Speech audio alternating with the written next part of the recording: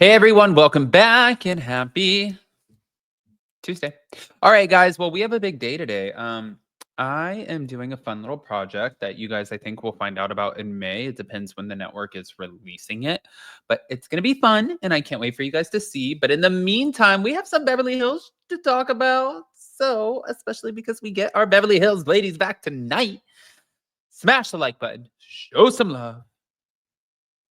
And honestly, let's just jump right into it, right? Shall we? I'm going to start with this little clip right here. Thank you to Byway Color Drama. They are saying, because there was a podcast, that Crystal Kung Minkoff is recounting a Beverly Hills scene where it's with Kyle, where Kyle came for her and called her manipulative, but then acted like everything was fine the minute that the cameras and everything went off. Now, mind you, this is not the first time that we've heard this. I just want to say this really quick because we have heard this so many times where people, it's like the vets, the OGs, they have the ability to come in and just be wild. Like they can have a full ass scene, they can fight their asses off. And yeah, it just is what it is. But then the newbies, they can never actually, they can't compartmentalize and they don't realize like, okay, well, we're fighting, but it's not that big of a deal because it's for a show. They take it to heart. That's the difference. Anyways, let's play the clip. Like totally rip me a new one. No, I don't want a margarita with you. I'm gonna just say I had that with Kyle. We had this scene and she was like, I think you're manipulative. And I'm like, what? I was so scared. I wasn't ready. Where were you guys at when she did this one? Like physically at? Like, no, this is were you on a trip? Oh, or no, it was just two of us and we were up at the Glen Center and it was. Were you filming or was this off camera? Okay. Oh, no, we were filming. Okay. We were filming. And did you think you had an issue with her before that scene? Or I knew we had to talk about, it was about Sutton or something like that. It was because I wasn't fighting with Kyle. I was fighting with someone else. And she was like probably defending her and trying to get stuff out of me. But I knew we had to talk about it, but I didn't think she was like going to come for me. And then I'm like so scared about the whole, because I don't want to fight I just want to fight ever.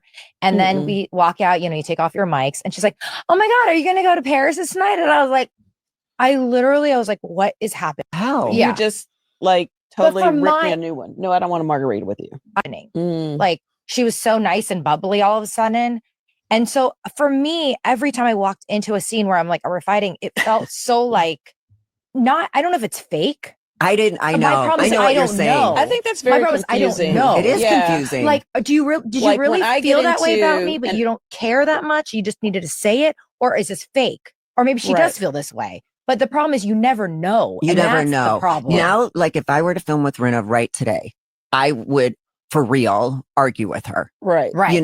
But prior to that, I don't know if they were really upset about stuff. Were they trying to create drama so that they're on camera? But now you would fight with her because I have a real issue with real. her. Yeah. Right. But when you're in it, and I think that's the thing, like you need to get off the show to get perspective, because when you're in it consistently, you don't know what's going on. Like it really feels like it's a learning curve. Yeah.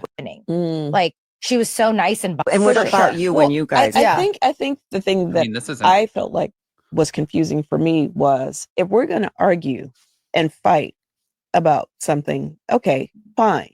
But what is weird is when the cameras go down to go, are we good now? Are we're cool? Should we all go have drinks now? It's like, I don't want to fight with you and then go hang out with you 20 minutes later. Like, I'm still mad at you. Yeah. And if anything, I want to continue to fight with you when the cameras go down until we get to the end of it. Yeah. And so that is weird to and also, hang out with someone who just ripped you a new one. Like, no, I don't want a margarita with you. Not resolve the fight and then find something else to fight about, because otherwise it gets boring. And what about you when you guys? I think.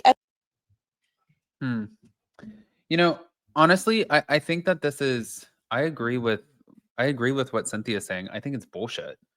I really do. I'm like, what are we fighting about? One, that's a good point. It's a good point. And also, if I'm fighting with you, I'm fighting with you. Like, if I am not getting along with somebody, I'm not going to do fake stuff with you. I don't even have the ability, you guys, to do the fake shit. It's wild.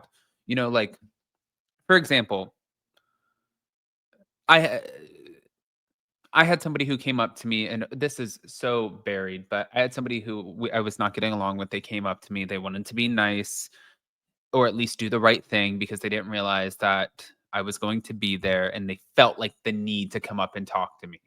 And they came up and they had an audience, and I was like, no, I don't care. I don't care if you pull your lip over your head and you swallow it. I don't care if you leave early. I don't care if you're in your emotions. I don't care. Once I get to that point where we are fighting and I have tried to resolve things, I'm crazy in the sense that, like, especially after starting and doing YouTube and stuff, I'm so protective over my family and just myself where I will shut down on you. You're not even worth it to me. Like if there's a disconnect and there's something that we're just like, we're not vibing on something, or all it takes for me is for you to say one thing out of pocket about me and I'm good. I'm done. But like everybody's different. That's why watching the show, you know, and her having this fight with Kyle, like I can see both sides. Kyle's looking at her like, I'm doing a job. Crystal's looking at her like, I don't understand the job. And Kyle's like, girl, I came to clock in. I'm arguing with you and then I'm clocking out. That's it. And Crystal's like, what the just happened? But hold on. Thank you to All About the Tea, because they also had a little tidbit that they shared. They said, yikes, press play. Annemarie Wiley's PR sent me this exclusive statement in response to Garcelle.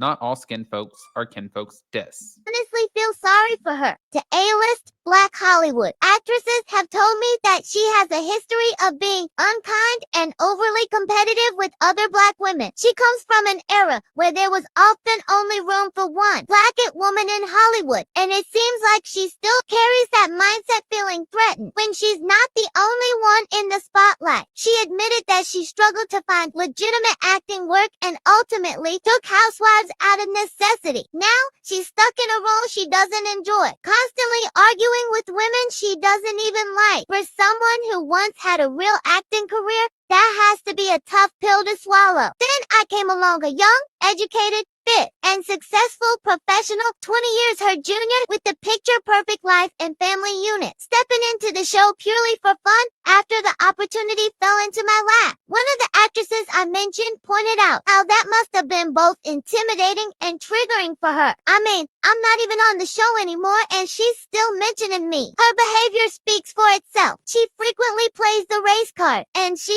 has a pattern of reacting impulsively, like when she publicly exposed her ex-husband's affair by emailing all their friends, family, and colleagues. What he did to her was awful, no doubt, but he is still the father of her children. Broadcasting their personal business that way showed a lack of stability and disregard for her children's well-being. At the end of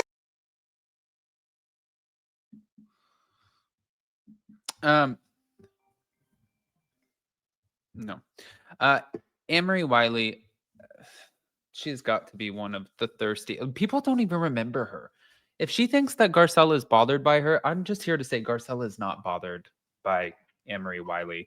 Not at all. There's not even a chance in hell that she would be bothered by Annemarie Wiley. I want to hear what you guys think, though. Guys, pop off in the comment section. If you guys are not subscribed, get subscribed.